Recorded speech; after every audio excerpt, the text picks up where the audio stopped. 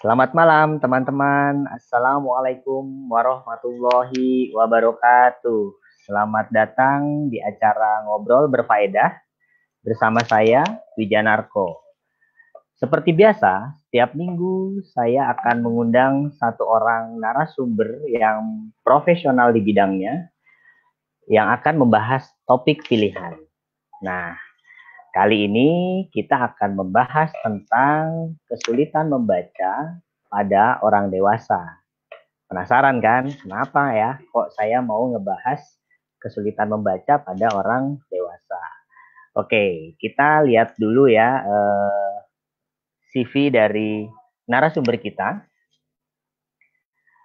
Oke, narasumber kita ini lahirnya di Bandung, 26 Juli 86. Beliau adalah seorang sarjana psikologi lulusan Universitas Pendidikan Indonesia yang kemudian melanjutkan ke Magister Profesi Psikologi Pendidikan dari Universitas Pajajaran.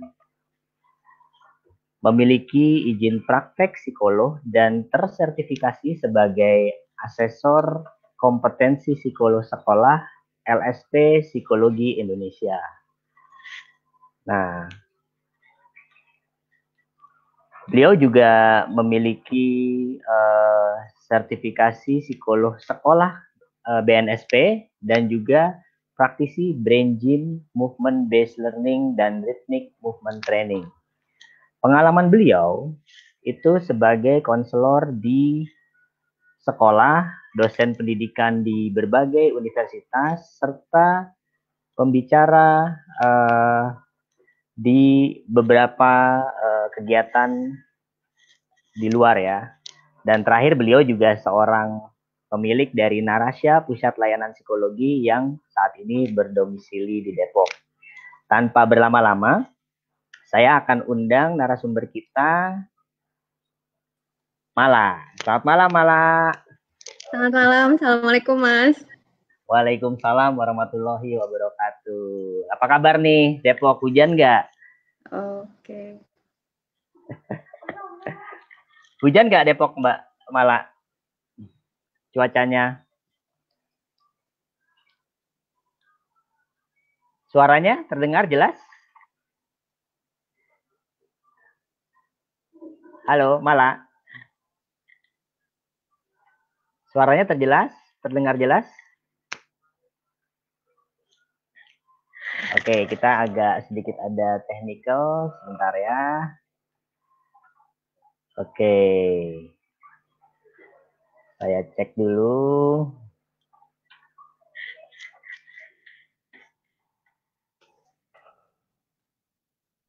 Nah, halo, sorry Halo. terlempar tadi. Oh, terlempar. Oke. Iya. Nggak apa-apa. Oke, gimana Mala kabarnya? Ya, alhamdulillah sehat nih Mas.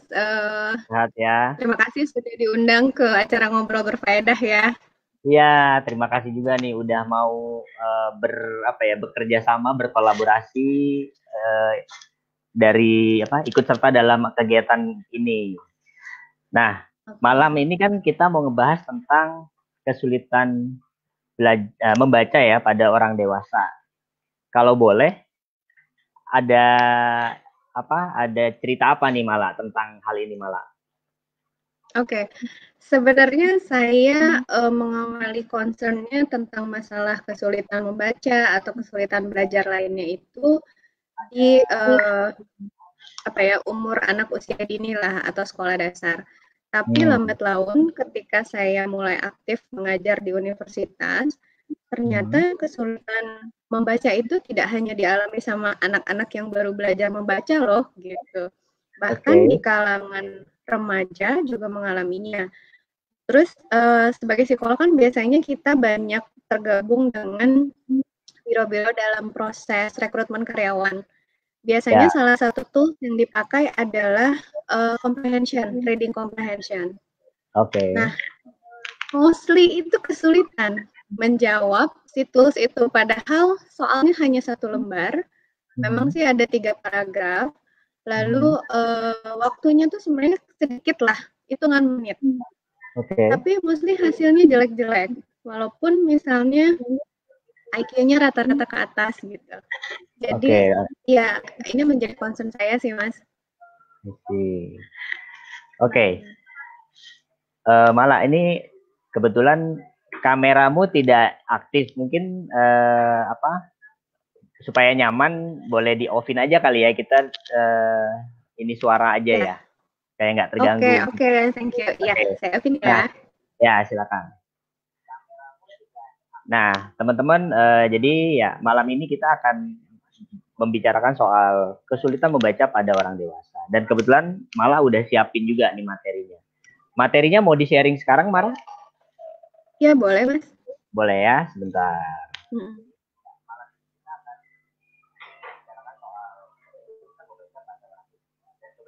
Oke, silakan Mala. Oke. Kita ke slide pertama ya, Mas. Ya, fakta ini ya. Ini fakta banget nih. Jadi memang sih ini saya kutip di tahun 2018.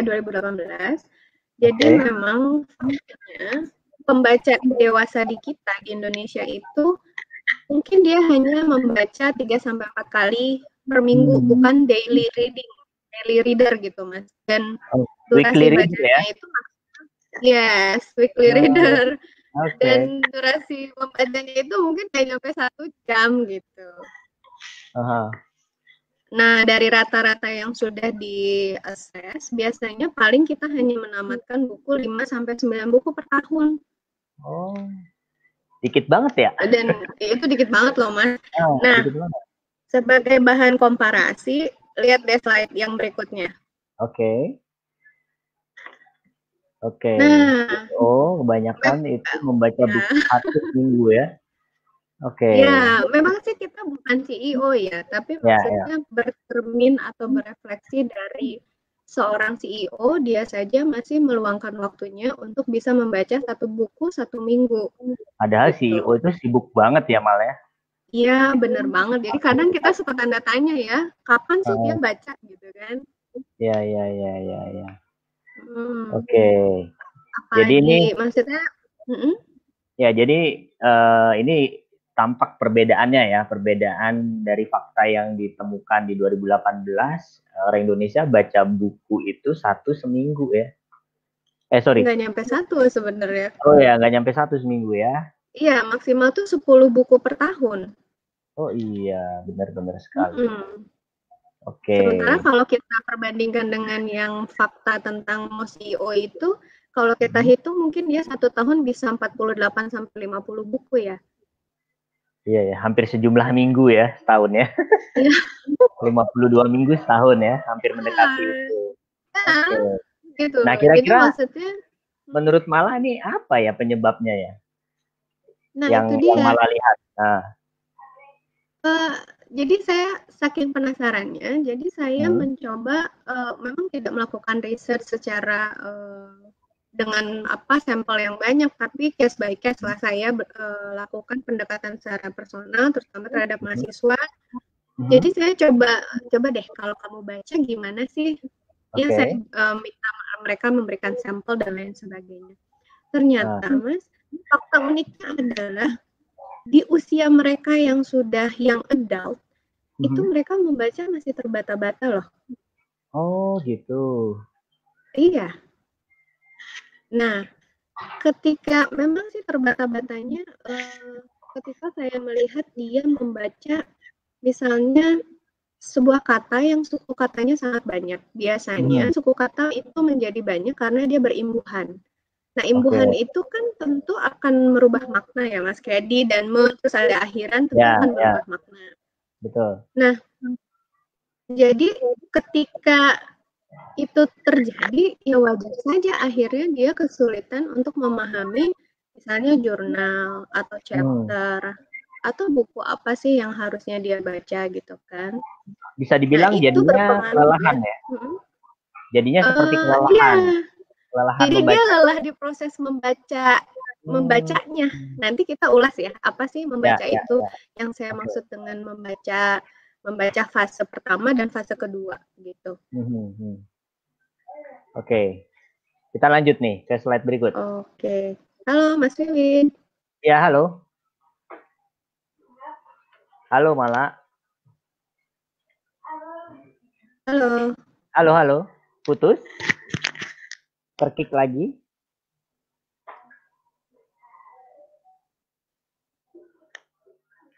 Halo.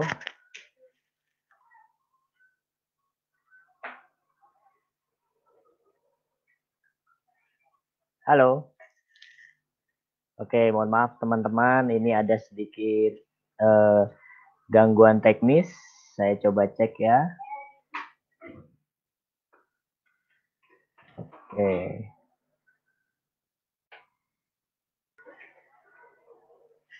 Halo Mala.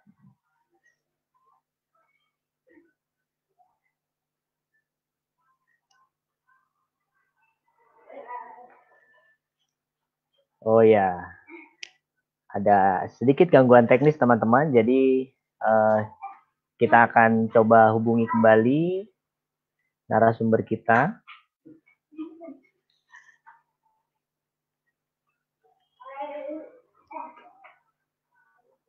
Ya, jadi tadi malah sempat ngebahas bahwa ya ternyata kesulitan membaca pada orang dewasa itu nyata terjadi yang dia temui di mahasiswanya. Ya, malah udah bisa terdengar suara saya? Ya, sudah ya. Mas, begitulah resikonya kalau tinggal dekat pondok petir. Seperti yang saya sudah jelaskan sebelumnya. Oke, nggak apa-apa. Ini teman-teman mohon maaf ya. Jadi ini kendala teknis, tapi insya Allah kontennya ini tetap bisa kita kupas dengan baik ya. Oke, kita lanjut lagi ya Mala ya. Saya buka slide-nya. Slide yang keempat kayaknya ya Mas. Ya, betul. Yang ini. Membaca adalah. Oke. Betul. Saya merasa ini jadi penting untuk kita mencoba memahami kembali. Jadi membaca itu apa sih? Karena kan kita udah kayak kayak autopilot gitu loh membaca. Jadi kita lupa esensi membaca itu apa. Kalau kita lihat di bagian kiri kan itu gambar. Ya. Kalau Mas coba memahami gambar itu mau ngomong apa sih? Jaga jarak 1,5 meter. Yes. Ada corona gitu ya untuk terhindar dari itu yang saya baca. Betul. Nah kalau yang di sebelahnya? Yang di sebelahnya, udara di pagi hari sangat baik untuk kesehatan. Oke. Sebenarnya yang Mas lakukan apa sih tadi kalau kita mencoba berefleksi? Oke. Ya, dari gambar saya mencoba memaknakan gambar yang saya lihat, kemudian mengekspresikannya dalam kata-kata, dalam kalimat. Nah, sebetulnya prosesnya begini Mas. Jadi membaca itu dia kan kita melihat sebuah simbol kan melalui alat indera visual kita. Simbolnya adalah grafik. Mau itu bentuk gambar atau huruf. Huruf kan juga simbol grafik. Nah, dari situ kita proses awalnya adalah merubah dulu dia ke bentuk suara. Sebetulnya itu dulu. Ke bentuk suara dulu, baru prosesnya otak memaknakan apa sih yang dia dengar. Sebetulnya prosesnya seperti itu. Makanya dalam proses belajar membaca di awal, biasanya mereka membaca dengan nyaring dulu. Baru mereka ketika sudah sangat lancar, nyaringnya itu dibuat membaca dalam hati. Gitu. Ini jadi refleksi zaman SD, TK, SD dulu ya. Benar. Tapi justru dengan pemahaman basic ini kita jadi ngerti. Makanya kenapa sih ketika kita melihat sebuah paragraf atau kalimat yang susah, kita akan membaca berulang dan bahkan dengan suara yang lebih nyaring. Karena kita memaksa otak kita untuk lebih memberikan makna yang lebih tepat gitu dari apa yang dia dengar. Prosesnya seperti itu. Ini basicnya. Lalu kita lanjut ke slide berikutnya ya Mas. Ya, dasar kemampuan membaca menurut Deschamps. Ya, ini tokonya udah jadul banget. Tapi sebenarnya ini penting buat kita. Nah, kalau di akar-akar bagian kiri, ini adalah mostly lebih banyak terkait dengan kelancaran membacanya dulu nih, membaca yang tadi. Karena fase awalnya itu berubah simbol grafis menjadi bunyi dulu, baru yang di sebelah ada lagi di bagian bawahnya itu terkait dengan si comprehension-nya. Karena kan tujuan dari membaca tadi kan Mas bilang, saya memaknakan. Ya.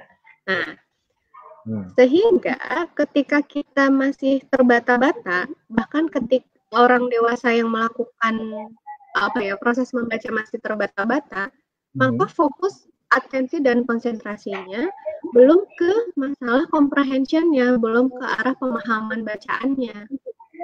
Gitu. Tapi dia masih sibuk dengan membaca kata per katanya gitu loh, Mas. Mengenali itunya ya, bentuknya simbol-simbolnya, ya, gitu. Mengidentifikasi simbolnya ya. Betul. Oke. Jadi wajar aja sih kita akhirnya maksudnya ketika orang dewasa mengalami sulit membaca jadi males karena itu butuh effort yang besar gitu. Berarti bisa dibilang ketika orang dewasa mengalami kesulitan membaca itu dia berada di fase mengenali simbol yang dia baca ya. Bisa jadi itu. Bisa jadi itu. Yang bisa jadi masalahnya di situ atau bisa jadi memang masalahnya di konsentrasi, nanti kita akan membahas. Tapi saya bisa bilang berarti dia masih sibuk di fase yang merubah simbol gambar atau simbol huruf, simbol grafis menjadi simbol bunyi gitu. Dia masih sibuk di tahap itu. Ya. Oke. Lalu gimana ininya untuk koreksinya gitu, untuk memperbaikinya? Sebelum ke koreksi, kita lihat dulu deh ciri-ciri dari orang dewasa yang mengalami kesulitan membaca apa. Di next slide sudah saya tuliskan. Oke, sebentar. Ya. Nah, di next slide ini kan ada, di sini sih ada 7. Tapi sebenarnya bisa lebih dari 7. Ini yang umum. Kita tanya deh sama diri kita malas nggak membaca dan menulis? Kalau iya, kalau iya kita harus tanda tanya kenapa gitu loh. Padahal kan sebenarnya salah satu fungsi membaca itu selain untuk menambah pengetahuan, dia bisa untuk leisure time kan, buat hiburan. Baca novel, mungkin majalah atau apapun itu gitu. Nah, kalau fungsi fun-nya kita nggak dapat, jangan-jangan memang esensi membacanya juga kita belum dapat. Maksudnya kemampuan membaca sampai komprehensinya belum dapat. Nah, umumnya juga mereka itu punya masalah kesulitan arah dasar, misalnya kiri dan kanan, atas dan bawah. Yang dimaksud dengan sulit itu bukan sama sekali tidak bisa, Mas, tapi nggak spontan. Pernah nggak ketemu sama orang yang kayak gitu? Misalnya belok ke kiri, dia bingung gitu, baru ngeh ke kiri. Iya. Pernah ngalamin kalau lagi nyetirin orang, temen biasanya saya mau ke sini, tapi ya maksud hati dia mau bilang ke kiri tapi agak lambat sehingga kita kelewatan kayak gitu. Ya, seperti itu. Biasanya mereka punya masalah arah. Nah, kenapa arah jadi penting? Karena kan arah itu selain kita membaca dari kiri ke kanan, kalau huruf Arab kita membaca dari kanan ke kiri, bentuk-bentuk huruf juga kan ada komponen arah, Mas, kayak B atau B, D atau D dan lain sebagainya. Tapi ini beda ya, Mas, sama masalah spasial yang dialami wanita terkait dengan kata, bukan itu. Beda ya? Beda, bukan itu. Yang berikutnya adalah Mas pernah nggak ketemu sama orang yang artikulasinya tuh nggak jelas gitu? Terlalu cepat. Bukan terlalu cepat barangkali ya, tapi kita akhirnya bertanya, tadi apa? Ulangi dong. Itu deh cirinya. Pernah ada lawan bicara yang seperti itu. Betul. Nah, orang yang seperti itu biasanya kita balik lagi ke basic tentang definisi membaca tadi kan, bahwa otak memaknakan apa yang dia dengar. Jadi wajar aja ketika dia mengucapkan sesuatu yang tidak tepat, maknanya tuh jadi miss, ya nggak sih? Iya. Nah, gitu. Itu ciri-cirinya. Terus ada lagi dia tanda apa? Udah jelas lah ya, memiliki permasalahan memahami apa yang dia baca. Lalu yang berikutnya adalah, misalnya nih contoh ya, pernah nggak ketemu sama orang pergi ke IKEA atau informal lalu dia merakit di rumah sendiri, itu kan ada petunjuknya ya. Betul. Terlepas dari misalnya bahasa Inggris atau bahasa Indonesia. Ya. Kadang kita kesulitan untuk memahami instruksi ini maksudnya apa gitu. Ya. Intinya sama juga kan. Ya. Saya sih bukan orang yang sulitan, tapi saya pernah menemui teman yang ya jadi bertanya gitu, ini gimana ya? Iya. Oke. Kelihatannya sepele kan, Mas? Iya. Iya, tapi ternyata buat dia sulit gitu. Dan memang itu ada di antara kita. Lalu biasanya kan membaca itu akan berkaitan erat sama menulis. Nah, ketika seseorang mengalami kesulitan membaca, dia juga akan mengalami kesulitan menulis. Bukan menulis susunan hurufnya ya, Mas, tapi kayak mungkin kayak merangkai katanya. Lalu dia nggak ngerti kapan saya harus naruh titik, kapan saya harus naruh koma, gitu. Oke. Nah, yang terakhir adalah ini yang paling banyak terjadi sekarang, baik di anak kecil, remaja maupun orang dewasa. Yes. Yes, rentang atensi kita yang sangat pendek. Coba. Dan semakin pendek. Dan semakin. Iya, hari ini semakin pendek. Betul banget, Mas. Karena kita karena saking mungkin ya, ini perlu diteliti lebih jauh memang. Cuman beberapa tokoh menyebutkan dengan kecepatan informasi yang ada dan kemudahan kita mengakses informasi melalui gadget, itu membuat kita jarang membaca secara utuh. Jadi kita banyak men-skip hanya headline-nya aja. Padahal zaman sekarang tuh banyak headline yang menjebak dan tidak menggambarkan isi artikelnya gitu loh. Headline itu benar-benar dibuat untuk menarik orang ngeklik tapi tidak menyelesaikan bacaannya ya. Kalau bahasa presentasinya itu headline twist. Iya. Gitu. Nah, sementara dengan si gadget itu kan sekali sentuh aja layar udah kegeser ya, Mas ya. Jadi itu terlalu cepat. Dan kalau yang saya baca, layar itu kan sebetulnya terdiri dari dot yang sangat banyak. Ya. Sehingga membentuk yang kita lihat sekarang di layar. Nah, si mata kita itu membaca itu loh, Mas. Membaca si dot-dotnya itu sebetulnya sampai ke situ.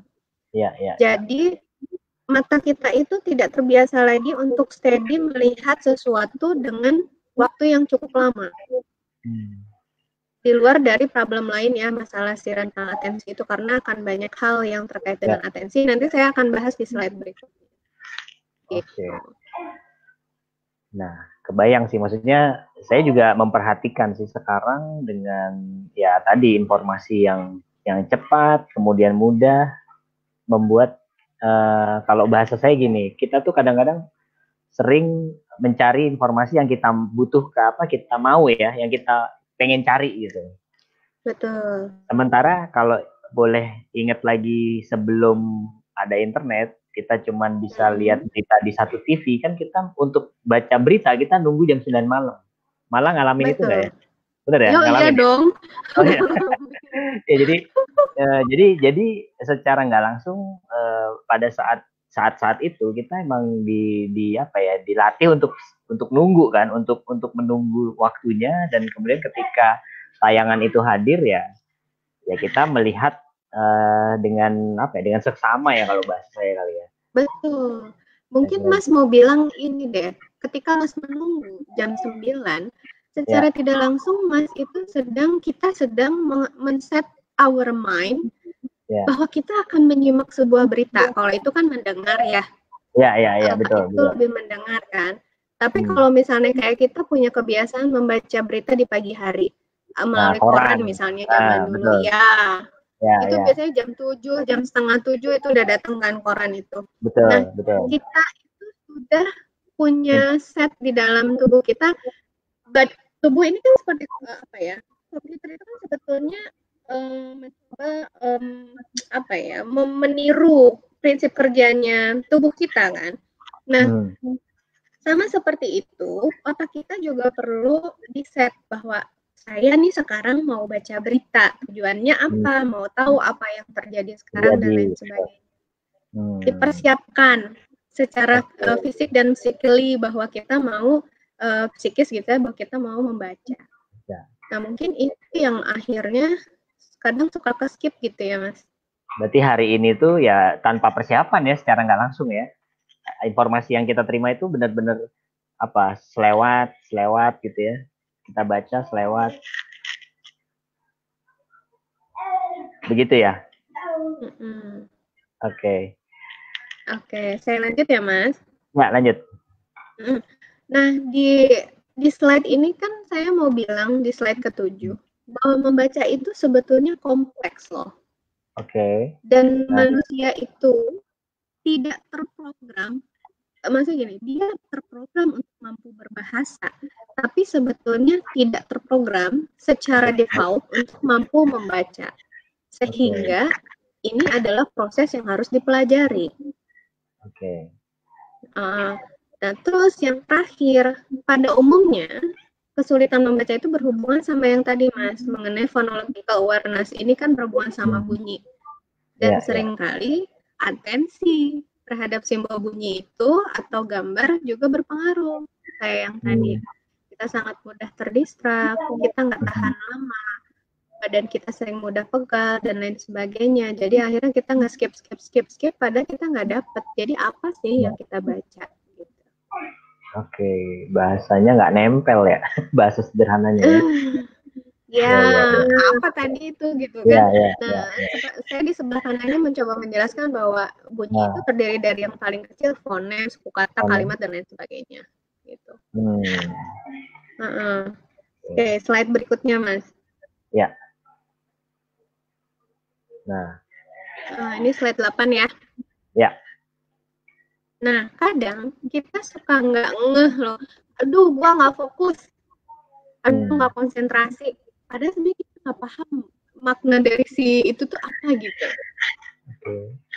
Ternyata setelah dikaji lebih jauh, ini tuh sebuah rangkaian. Fokus itu kan sebuah proses kita mengeliminir stimulus-stimulus lain yang kita merasa tidak perlu kita berikan perhatian khusus karena kita punya prioritas. Misalnya nih, saya kan lagi ngobrol sama Mas. Noise tuh banyak. Kucing lah, motor, mobil, dan lain sebagainya. Tapi saya mencoba memfokuskan sama suara Mas dan layar yang ada di depan saya. Itu adalah proses memfokuskan perhatian. Lalu baru kita bisa masuk ke yang namanya atensi. Atensi itu adalah seberapa lama kita bisa mempertahankan fokus itu terhadap si stimulasi yang kita inginkan tadi. Ketika itu sudah panjang dan ketika stimulasi itu sudah kita engage, otak kita sudah melihat semua fokus ke situ, atensi ini berjalan, baru kita bisa masuk ke konsentrasi. Karena di dalam proses berkonsentrasi, di situ sudah ada pengolahan. Makanya ketika kita membaca, seringkali muncul visualisasi dari apa yang kita baca, baik itu terkait dengan pengalaman masa lalu, atau terkait dengan buku yang pernah kita baca yang terkait, gitu. Atau imajinasi juga ya? Betul, kalau novel kan kadang kita suka memvisualisasikan setting tempat dan lain sebagainya. Nah, itulah ciri kita sudah masuk ke fase yang lebih dalam, yaitu berkonsentrasi. Nah, tapi kadang kita nggak tahan lama nih, Mas. Yang tadi, rentang atensinya pendek.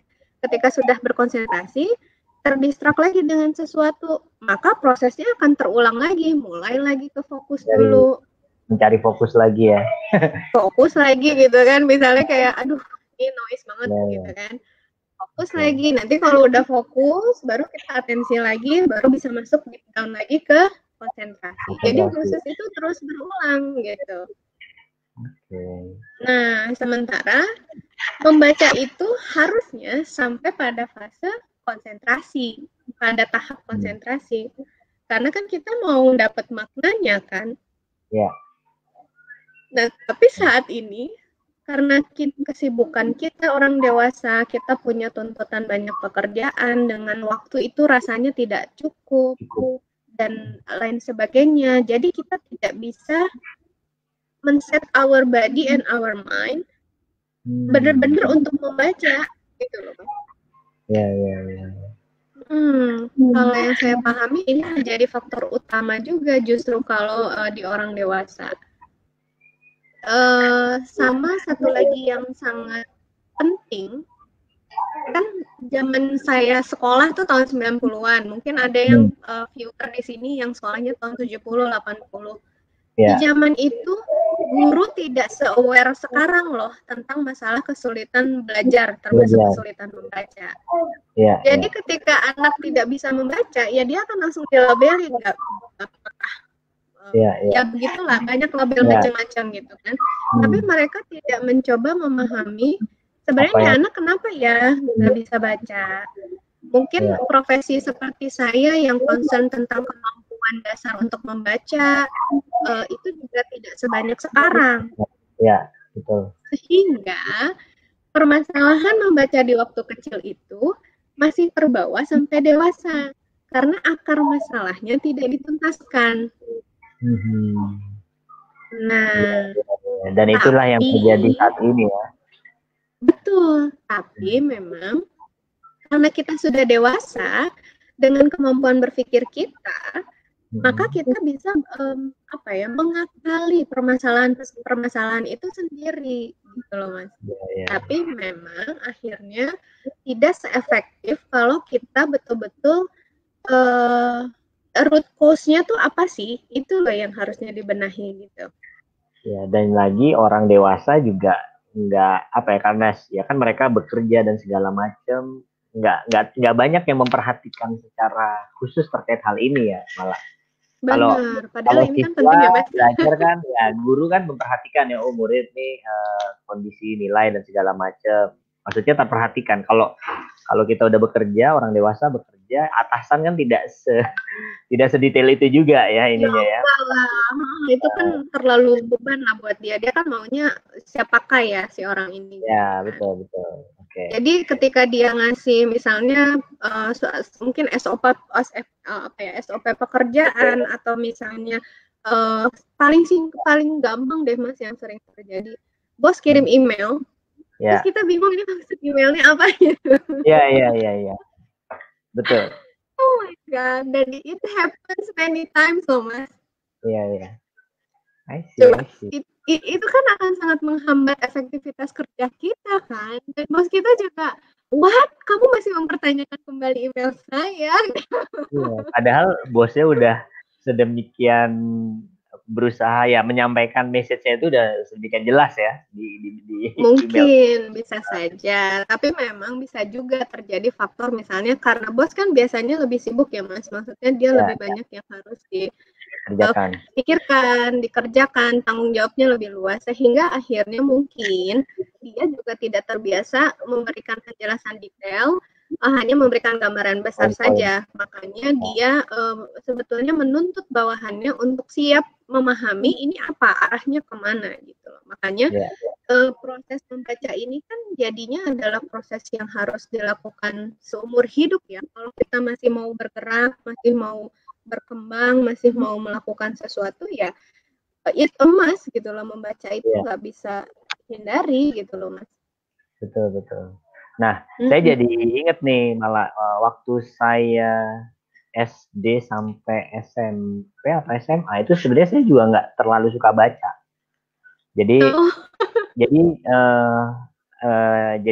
kalau dibandingin dengan kakak saya itu sangat suka baca dari kecil. Nah, saya lebih suka membaca yang bergambar. Komik, cerita bergambar tuh saya lebih suka. Nah, karena ada visualisasinya ya Mas. Ya.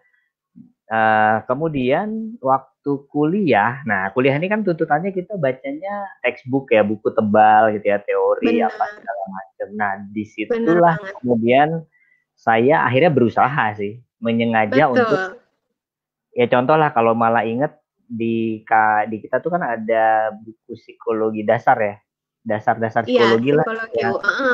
Psikologi umum lah ya. Nah itu benar-benar tuh ya berusaha untuk membaca bab demi babnya itu dengan seksama, meskipun awalnya nggak terlalu, tapi berita baiknya memang setelah melalui beberapa waktu, akhirnya saya bisa menemukan kenikmatan dari membaca. Yes. Gitu dia. Nah, pertanyaannya adalah, ya kalau saya waktu itu kebetulan kan prosesnya otodidak ya, sendiri, nggak ada bimbingan lah ibaratnya, bener-bener karena saya sadar itu ada kebutuhan, maka saya menyengaja untuk melakukan atau berupaya untuk berkonsentrasi dalam membaca. Nah, pertanyaannya bagaimana dengan orang-orang yang tidak seperti saya malah?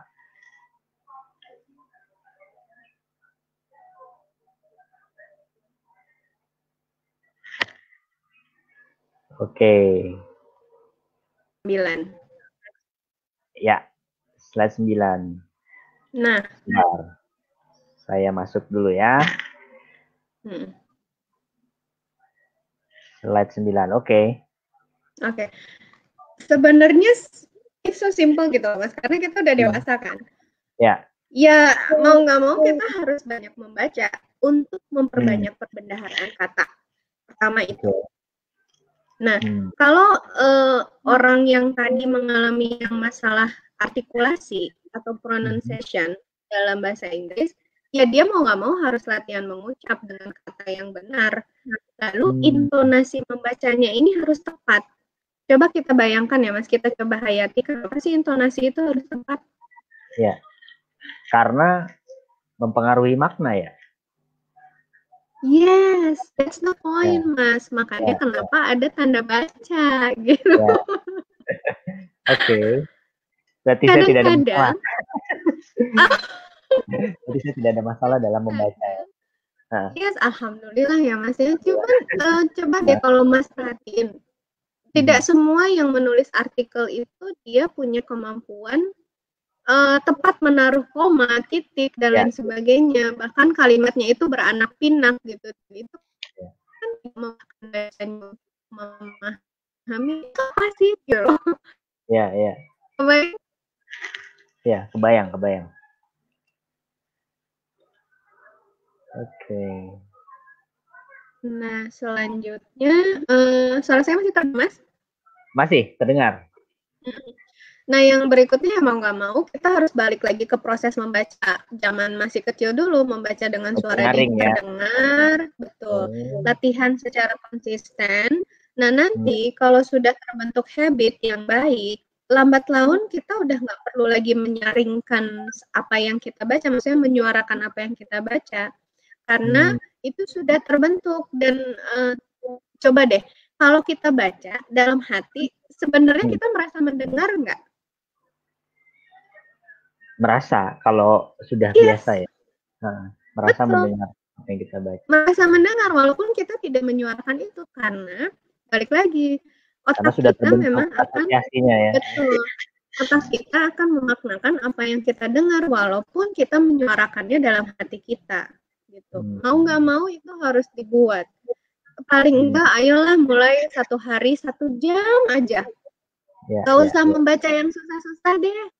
Mungkin mau mulai dari apa yang paling disukai, misalnya kalau ibu-ibu mungkin resep masakan, atau kalau bapak-bapak majalah otomotif gitu kan, ya apalah apapun itu gitu, artikel. Nanti setelah terbentuk habit dan sampai ketemu yang Mas bilang ternyata membaca itu menyenangkan, itu udah akan enak banget. Tapi ada poin penting yang kadang-kala sering kita lewati. Bukan kadang-kala, sering, udah jelas sering dilewati ya. Kita tuh jarang memonitoring, jadi sebenarnya yang kita baca tuh tadi apa gitu. Makanya kenapa saya menuliskan poin buat pertanyaan 5W1H dari apa yang dibaca tadi, yang akan berkaitan sama kesimpulan. Gitu. 5W1H itu kan what, why, when, where gitu ya. Who, ya, how. Ya, seperti kita ingin, jadi sebenarnya apa sih ini yang kita baca? Dan kalau kita sudah sampai pada buat pertanyaan-pertanyaan ini, ada baiknya supaya apa yang kita baca ini masuk ke long term memory, ayo kita kaitkan dengan pengalaman masa lalu kita, atau pekerjaan kita, atau kehidupan sehari-hari kita, sehingga dia masuk sebagai sesuatu yang penting. Ya, ya. Jadi nggak lupa lagi gitu loh. Tadi baca apa ya? Gitu. Ya. Nah, ini menarik nih, karena kemarin ya belum lama ini saya belajar bersama anak saya yang nomor 2 itu saya minta membaca keras buku dongengnya. Oke. Dia membaca keras buku dongengnya, setelah dia baca, ya terus saya lakukan ini secara nggak sadar sih. Maksudnya ini diingetin lagi, oh ini namanya 5W1. Jadi saya tanya siapa nama tokohnya, sedang di mana mereka, kayak gitulah. Jadi anak saya menuliskan tokohnya namanya siapa. Oke sih. Ya maksudnya saya kebayang ininya ya, proses berlatihnya gitu ya, proses berlatih di masa yang harusnya ini kita alami di masa anak-anak memang ya. Iya, betul Mas. Mungkin itu sebabnya juga kali ya, kenapa sih kita ini termasuk bangsa yang bukan reading society gitu loh. Cuman menurut saya nggak ada kata terlambat untuk memulai ini gitu. Sama yang tadi ya Mas, mengenai yang penting tadi nih, kalau masalah fokus, atensi dan konsentrasi itu kayak modal banget buat kita bisa belajar apapun, termasuk dalam proses membaca. Kalau kita flashback, waktu kecil kan kita belajar membaca, tapi ketika kita sudah dewasa seharusnya kita membaca untuk belajar. Nah, semuanya ini butuh konsentrasi, tidak hanya proses membaca ya. Saran saya dari beberapa tahun terakhir ini saya bergerak banyak di terapi-terapi yang berkaitan sama movement, seperti yang tadi sudah Mas sebutkan di awal di profil saya, bahwa sebetulnya memang kebugaran fisik itu mau tidak mau akan sangat berpengaruh banyak terhadap kesiapan kita untuk melakukan apapun, termasuk belajar dan membaca. Makanya, yes, coba Mas, kalau Mas berefleksi, biasanya Mas membaca dalam yang, kalau Mas mau fokus ya, Mas membaca dalam posisi seperti apa? Saya tuh biasanya lebih suka baca dalam posisi duduk, rileks ya, duduk tidak tidur, duduk bersandar rileks. Kemudian ya udah cari posisi yang nyaman dan saya mulai membaca. Kemudian duduk ya? Ya, duduk. Oke. Kemudian?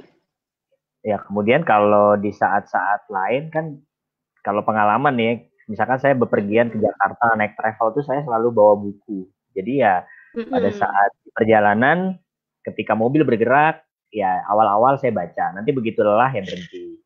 Atau nanti pada saat break di pool gitu kan biasanya ada break toilet dan segala macam. Saya biasanya baca lagi. Ya, mengisi waktunya begitu kalau yang sudah saya nikmati ya. Di antara perjalanan gitu. Berarti kita termasuk yang beruntung loh Mas, bisa membaca di saat kita dalam kendaraan, karena itu kan ada gerakan kan. Walaupun kita diam, tapi sebetulnya kendaraan itu melaju. Nah, banyak orang itu mengalami mual, pusing ketika membaca, bahkan melihat layar handphone. Itu mungkin akan ada kaitannya sama sensori integrasinya dia ya Mas. Tapi saya mau bilang, balik lagi ke pertanyaan sebelumnya, berarti kan ketika Mas mau membaca, Mas mau memahami sesuatu melalui bacaan, Mas akan prefer dalam posisi duduk. Ya. Nah, coba kita bayangkan, kita rasakan, ini saya sekarang duduk nih, Mas juga duduk. Duduk itu menggunakan bagian tubuh yang mana Mas? Duduk itu bersandar punggung, kemudian ya badan kita disanggah sama, ya mohon maaf, pantat kan, area bokong. Terus lalu ya kaki di lantai. Ya. Berarti apa itu yang penting? Kekuatan apa sih dari fisik yang harus kita apa ya, Otot perkuat ya, kalau kita mau baca. Iya, otot apa aja Mas otot, kalau kita berefleksi dari yang tadi Mas sudah sebutkan? ya, otot kaki, paha, panggul, Iya, iya, punggung, iya. lengan, leher ya, lengan. Oke. Iya, nah berarti kan mesti bagian tubuh kita kan, atau kalau di apa ya, yang mempelajari tentang gerak, kita Hmm. bisa bilang ya core tubuh kita, batang tubuhnya kita. Iya, iya, iya, iya. Makanya akhirnya anak-anak zaman sekarang yang kurang main jauh gitu loh Mas, masih Ya, main ke ya. sawah nggak anaknya Mas? Eh, Sanak sawah nggak ke taman sih. Taman ke Nah, kalau manjat ke pohon nggak? manjat pohon, manjat monkey bar. Alhamdulillah. Ya. Jadi kalau anak saya ini kebetulan tiga-tiga kinestetis ya. Ini di rumah aja kita bikin permainan naik naik apa kursi, lompat. Ya maksudnya Oh, kayak kayaknya fasilitasi karena lah. orang tuanya psikologi juga nih, jadi paham nih. Iya, iya, iya. Iya, jadi Iya, nggak saya larang lah kalau anak-anak bergerak itu saya nggak larang, malah ya kita pastiin aman aja. Kayak ini hari ini tuh betul. mereka kan ya di rumah aja aktivitasnya kan banyak, ya banyak di rumah lah nggak keluar, Mm-mm. tapi di rumah itu Mm-mm. dibuat sedemikian rupa supaya aktivitas fisiknya juga tetap tinggi, Betul, Mas. lompat-lompat, naik naik kursi, lompat, ya kita siapin kasur di lantai jadi dia jatuh ke tempat yang aman kayak gitu, menyusun bantal, Mm-mm. macam-macam lah polanya. Nah, Oh. alhamdulillah kebetulan Mas dan Mbak Kiki termasuk yang aware terhadap kebutuhan anak untuk bergerak. Ya. Sementara kalau kita coba berefleksi, bukan hanya orang dewasa, remaja Hmm. dan anak zaman sekarang, kita lebih banyak duduk sibuk dengan gadget kita gitu. Ya, ya, Sehingga kebugaran fisik itu menjadi bukan prioritas lagi. ya. Padahal kembali ke yang tadi kita bicarakan bahwa untuk kita membaca dengan nyaman, fokus dan lain sebagainya, kita Hmm. butuh kekuatan fisik. Fisik yang Ya, mana? Punggung itu kan ada otot, ya. bokong itu otot, Oke. panggul, paha, kaki gitu. Jadi memang mau nggak mau kita harus olahraga sih yang memperkuat batang tubuh kita. Saya sih bisa bilang yaitu leher, lengan, Ya. punggung, paha dan lain sebagainya. Dan saya di sini sudah menuliskan Hmm. beberapa alternatif olahraga yang memang baik Ya. untuk menyasar otot-otot tadi. Tapi bisa juga sih olahraga yang lain, Yang lain. misalnya kalau di sini saya nyebutnya yoga, berenang, Ya. pilates, wushu, wall climbing dan lain sebagainya. Oke. Nah, berarti Gitu. kalau saya boleh berefleksi lagi, saya bersyukur ya. Mm-mm. Jadi dari kecil itu ibu saya tuh setiap minggu mengizinkan saya berenang. Oh, Jam alhamdulillah. Setiap minggu berenang. Kemudian waktu saya SMP SMA itu ya saya kan main basket ya. Main basket itu Mm-mm. udah sampai prestasi lah, meskipun nggak sampai tingkat apa klub gitu ya. Tingkat sekolahnya udah Mm-mm. berprestasi. Dan itu saya bawa terus sampai sekarang. Nah, anak-anak saya yang gede, yang sulung itu pun ya saya arahkan untuk olahraga dan kebetulan minat olahraganya sama, bola basket Mm-mm. juga. Jadi apa ya? Jadi itu modal juga ya untuk memperkuat eh, perangkat batang tubuh dia untuk ke arah kemampuan membacanya ya. Bukan cuma kemampuan membaca, tapi kemampuan Kemampuan belajar intinya dan sih konsentrasi atensi, ya. fokus iya, dan itu bisa Ya, untuk banyak hal kan Mas. Maksudnya ya, belajar iya, mungkin nyetir iya, mungkin ya. kita masak iya, apapun itulah semuanya Ya, butuh fokus kan. Here and konsentrasi. now itu loh Mas. Ya, ya, ya. Gitu. Oke, Balik sebelum lagi deh ke olahraga. ya, nah, karena ngomongin olahraga, saya mau menyapa yang menyimak nih, ada Mbak Diana Hasan Sulama ya, ada Teh Hana. Halo Teh Hana, terima Oh, kasih. Tana. Kebetulan Teh Hana ini seperti yang saya bilang malah itu mentor saya juga. Saya banyak belajar soal psikologi olahraga dengan beliau dan masih belajar sampai Iya. sekarang. Kemudian ada Ibu Sri, ada Mbak Fahad, ada Sarah ya, ada Iya. Ada Nuri Indira Dewi juga. Makasih nih udah nyimak pembicaraan kita tentang uh, kesulitan membaca pada orang dewasa. Oke, kita lanjutin malah. Oh iya, sekalian saya juga mau Teh Ana, terima kasih ya kemarin sudah menjelaskan tentang the power of breathing gitu. Ternyata dengan 3 kali mengulang proses pernafasan perut itu sangat berpengaruh banyak terhadap ya seperti tubuh kita tuh di-refresh gitu loh, Mas. Teh Ana kemarin memberikan materi itu di acara mindfulness parenting. Wah, mantap banget itu. Nah, iya, soalnya kan itu juga ternyata asupan yang dibutuhkan tubuh ya, Mas, oksigen yang baik dan menjalar ke semuanya gitu, ke semua anggota tubuh kita. Otak kita butuh itu untuk apa ya, untuk memaknakan apa yang kita baca, untuk memahami apa yang kita lihat. Pokoknya kalau kesimpulan saya adalah alhamdulillah lah saya ketemu sama dosen yang luar biasa, Ibu Indun waktu saya lagi magister profesi. Beliau yang mengenalkan saya dan teman-teman bahwa bergerak itu mau tidak mau sampai kapanpun harus dilakukan. Karena kebugaran fisik itu sangat berpengaruh banyak terhadap kemampuan kita melakukan banyak hal. Kebetulan di konteks profesi saya yaitu belajar. Gitu. Seperti itu.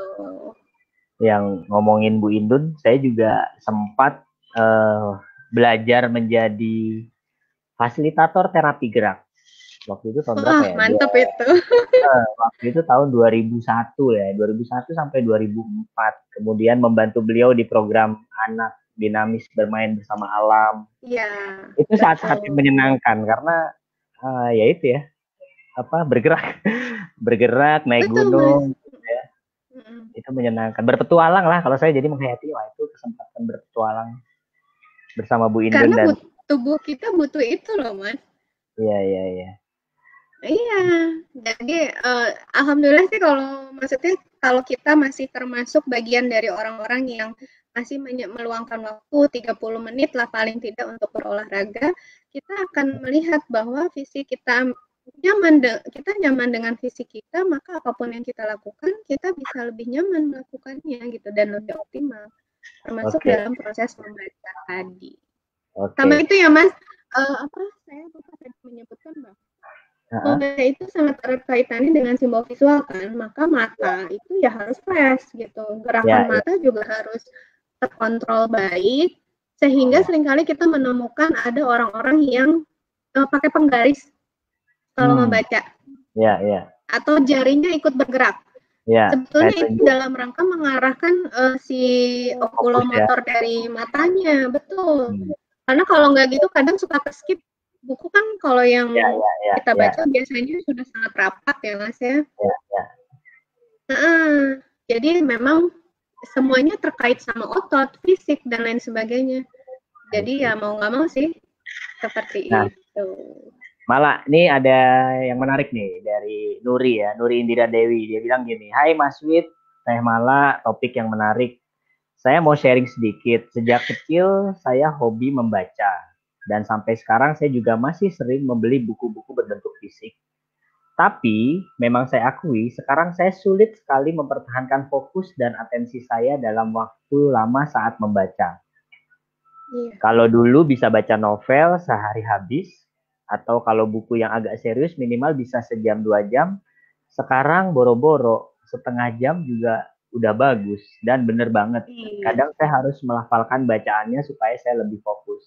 Nah, apa mungkin karena sekarang kita punya akses ke ribuan informasi singkat yang secara sengaja ataupun tidak kita akses melalui gadget, jadi terbiasa dengan bacaan-bacaan singkat, terus udah pindah lagi ke info baru. Gitu aja terus. Nah, pendapat Mas Wid dan Teh Mala gimana? Anyway, tips 5W1H sangat applicable. Insya Allah nanti saya praktekkan. Hatur nuhun. Nah, tadi kita udah sempat bahas ya yang terkait informasi, ribuan informasi yang singkat itu ya ibaratnya cuman selewat-selewat aja ya.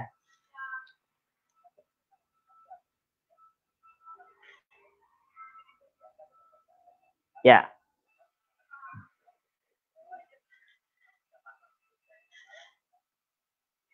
Oke. Malah. Halo Mas Wid, sorry. Terlempar lagi. Mohon maaf ya. Oke. Nah, tadi pertanyaan Mbak Nuri ya. Mbak Nuri. Betul. Jadi bener banget sih Mbak. yang informasi itu yang cepat, ribuan informasi yang tadi kita sempat bahas juga ya. Nah, coba Hmm. boleh tanggapin. Jadi memang akhirnya kalau saya kaitkan sama yang kemarin saya baru pahami juga, memang kita ya harus belajar mindful gitu loh Mas, here and now. Kalau kita mau baca seperti yang tadi saya sudah sebutkan di awal, yuk kita riset nih badan kita bahwa kita mau baca. Sehingga otak kita memerintahkan seluruh organ tubuh kita, seluruh bagian tubuh kita untuk siap membaca. Membaca yang sampai mana? Yang sampai memahami dong, ya kan? Ya.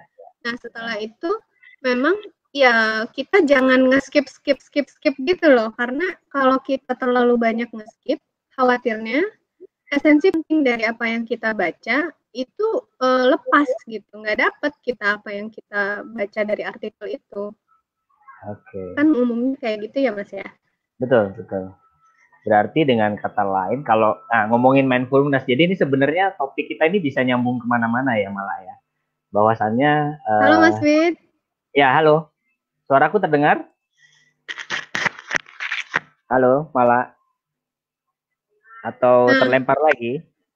Ini udah masuk lagi. Oke. Ya, jadi ternyata topik kita ini bisa nyambung juga ke mindfulness ya Mbak ya, apa malah ya.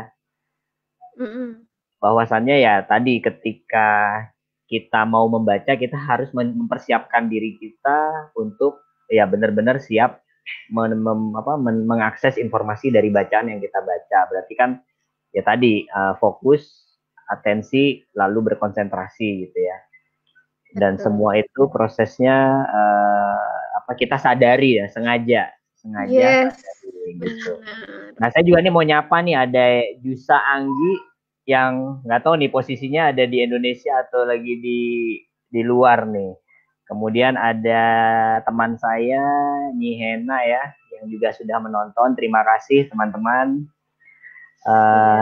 sudah hadir mengikuti pembicaraan kita. Nah, mungkin waktunya udah tinggal 3 menit, malah nggak kerasa ya 1 jam. Alhamdulillah. Nggak kerasa banget ya, tapi kalau udah ngobrol nggak kerasa ya. Ya, saya melihat ya ini memang topik ini sebenarnya nggak tahu ya. Kalau menurut saya kita jarang bicarain ya. Makanya ketika malah menyodorkan topik ini, menurut saya ini menarik banget untuk dibahas karena nggak banyak yang sadar. Oh, sebentar nih, ada Zeta. Hai Mas Wid, teh malam menarik sekali nih bahasannya. Hai Kak Zeta. Tentang minat literasi dan kebiasaan membaca untuk kutu buku semacam saya pada masanya. Saya tertarik juga untuk tahu bagaimana caranya mengembalikan kebiasaan baca yang sudah tergerus menjadi kebiasaan menonton. Nah, malah ada tanggapan nggak nih? Ya, mau nggak mau seperti yang tadi saya bilang, Mas, mulai lagi deh membaca dari yang kita suka. Dari artikel pendek dulu, baru beranjak ke mungkin chapter dan lain sebagainya. Harus mulai dari nol kalau kata petugas pom bensin. Ya, jadi Zeta karena Zeta kan ada di Bali nih, Zee.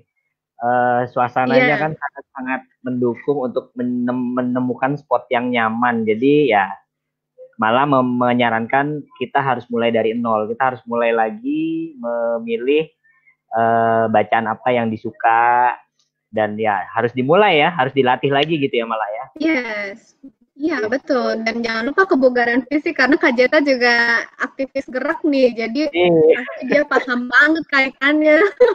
Tapi balik lagi ya, psikolog kan juga manusia ya, kadang-kadang suka. Iya, betul. Tapi nggak apa-apa. Saya justru senang di sini kita bisa saling ngingetin, saling remind ya bahwa oke, kemarin saya ada lupa dengan kita atau dengan menyimak obrolan kita malam ini, malah ya mudah-mudahan banyak teman-teman kita yang juga belajar psikologi ataupun aktivis di movement atau gerakan bisa kembali tersegarkan lagi ya ininya ilmunya. Iya, seperti itu Mas. Oke. Nah, sepertinya saya hampir terlempar lagi nih Mas Wid. Oke, ya udah. Ini kita udah masuk jam 9. Boleh closing statement-nya? Malah penutup pernyataan penutup untuk diskusi kita atau pembicaraan kita malam ini. Silakan. Oke. Mas Wid, tadi saya kurang dengar, tapi kayaknya sih Mas mau bilang closing dari saya ya, maksudnya Ya, kesimpulan dari saya. betul, betul. Mas sudah diundang, alhamdulillah saya bisa menyebarkan curiosity-an saya, kesenangan saya tentang bagaimana apa ya, mengedukasi bukan hanya orang tua yang sedang mendidik anaknya, tapi juga untuk remaja, dewasa dan lain sebagainya, bahwa yuk kita balik lagi membaca, kita mulai lagi membaca sesuatu apa ya yang bentuknya mungkin fisik lah untuk mengurangi kelelahan mata, lalu apa ya, harapannya membaca itu akhirnya menjadi suatu habit bagian dari hidup kita, karena memang yang membaca itu ya hidup kita gitu loh. Ya. Sehingga kita bisa memanfaatkan banyak untuk perkembangan kita di aspek-aspek lainnya.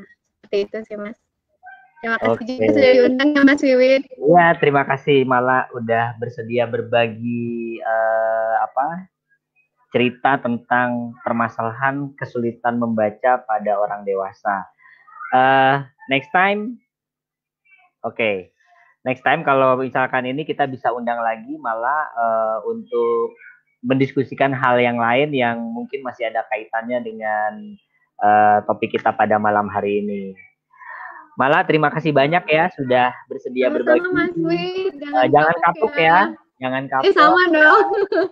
Nanti kalau misalnya ini kita coba ulik-ulik apa topik menarik yang lain yang kita bisa bahas berdua. Terserah mau di platformnya Mala atau di platform yang sama. Intinya saya senang sekali kalau kita bisa berbagi pengalaman ataupun hal-hal yang sudah kita pelajari ke teman-teman yang lain. Iya, insya Allah. Makasih banyak. Semoga bermanfaat. Ya, terima kasih. Teh Mala boleh pamit? Mau pamit? Ya, oke. Terima kasih buat semua viewer. Semoga apa yang kita lakukan hari ini sangat bermanfaat, berfaedah buat kita dan orang-orang di sekitar kita. Makasih ya Mas Wid. Assalamualaikum. Waalaikumsalam warahmatullahi wabarakatuh. Oke, teman-teman.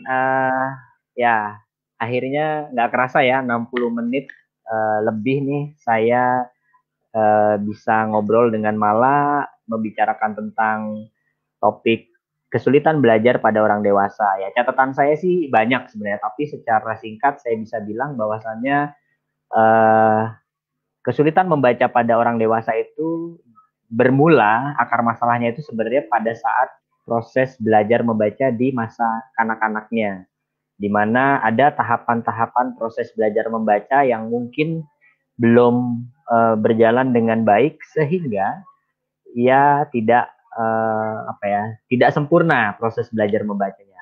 Tapi jangan khawatir, sesuai dengan apa yang sudah disampaikan Mala tadi, semua itu bisa dikoreksi teman-teman. Semua itu bisa diperbaiki, dilatih kembali, dan akhirnya kita sebagai individu bisa kembali optimal dalam melakukan proses membaca.